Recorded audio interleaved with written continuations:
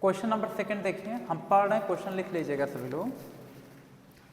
किसी परीक्षा में 25% विद्यार्थी गणित में फेल होते हैं, ठीक, तथा 30% विद्यार्थी अंग्रेजी में फेल होते हैं, ठीक ना।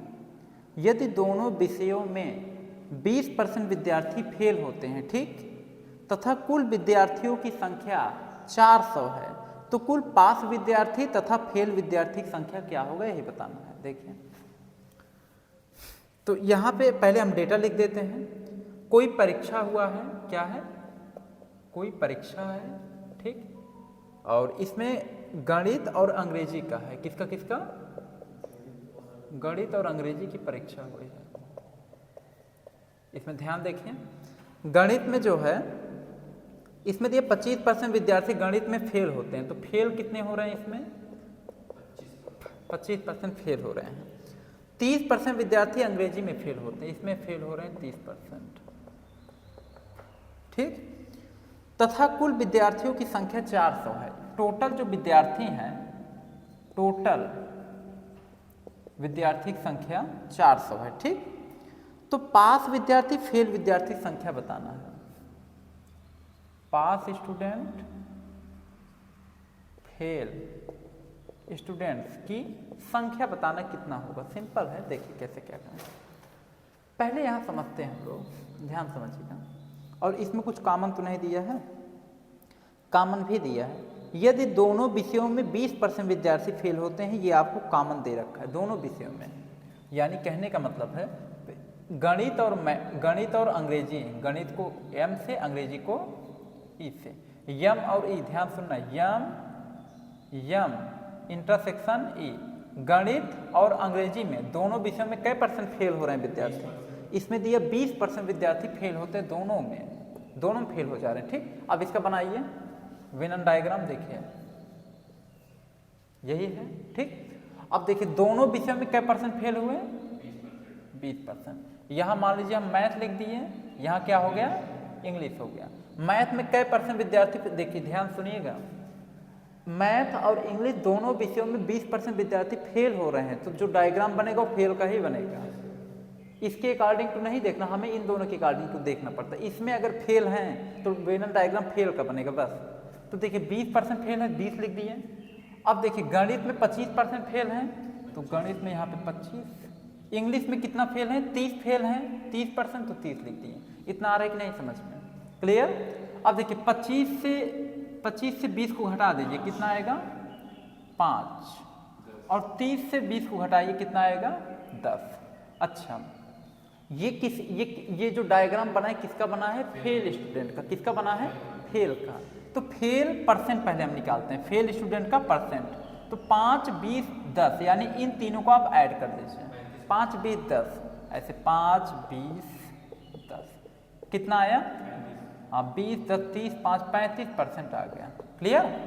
अब देखिए ये तो फेल हो गया। अच्छा, पास अगर आप निकालना चाहते हैं तो 100 में से इसको घटा दीजिए,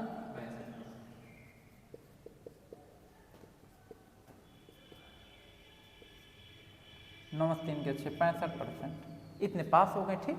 अच्छा, फेल स्टूडेंट निकालना है, फेल स्टूडेंट्स निकालना है, तो आप क्या करेंगे, टोटल कितने हैं, 400। 400 का 35% निकालिए,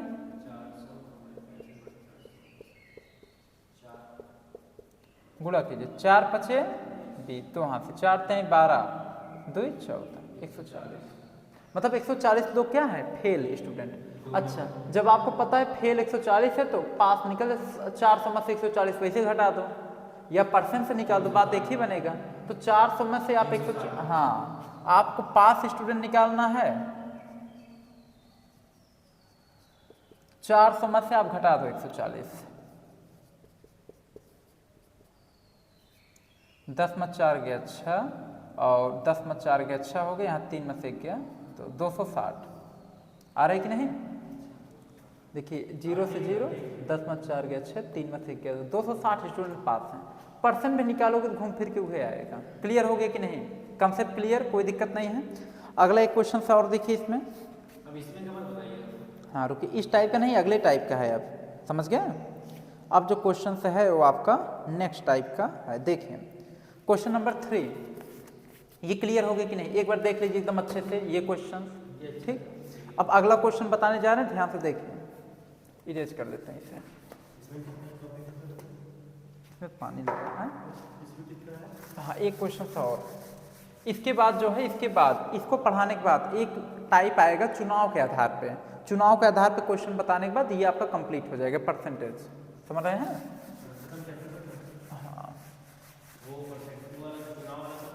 हाँ, चुनाव के आधार पर क्वेश्चन इसमें बताने के बाद ये आपका कंप्लीट हो जाएगा। ये परसेंटेज चैप्टर तब कंप्लीट होगा। क्वेश्चन 3, ठीक ना? अब देखिए, किसी परीक्षा में 70% विद्यार्थी हिंदी में पास होते हैं। क्वेश्चन पहले सुन लीजिए। किसी परीक्षा में 70% विद्यार्थी हिंदी में पास होते हैं, 80% विद्यार्थी गणित में पास होते हैं तथा 15% विद्यार्थी दोनों विषयों में फेल हो जाते हैं। कुल 70 विद्यार्थी फेल हो तो विद्यार्थी कितने होंगे? इसमें का कुल 70 विद्यार्थी यदि फेल होते हैं तो विद्यार्थी कितने होंगे? ठीक ना? तो देखिए, वेन आरेख किसका बनेगा? फेल का बनेगा।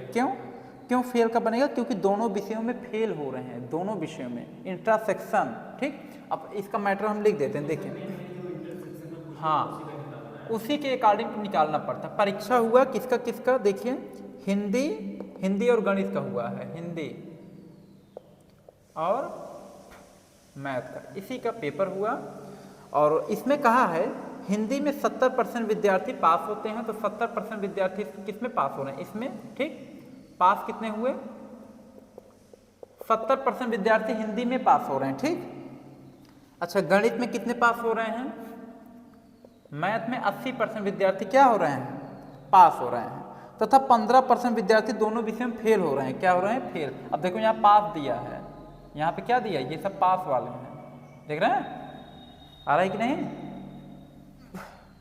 हिंदी इंटरसेक्शन मैथ, इसे इंटरसेक्शन कहते हैं। हिंदी और मैथ का इंटरसेक्शन मतलब दोनों में फेल कितने हुए हैं। तो यहाँ पे दिया है दोनों में जो फेल हुए 15%। क्या परसेंट? 15% दोनों में फेल हो रहे हैं।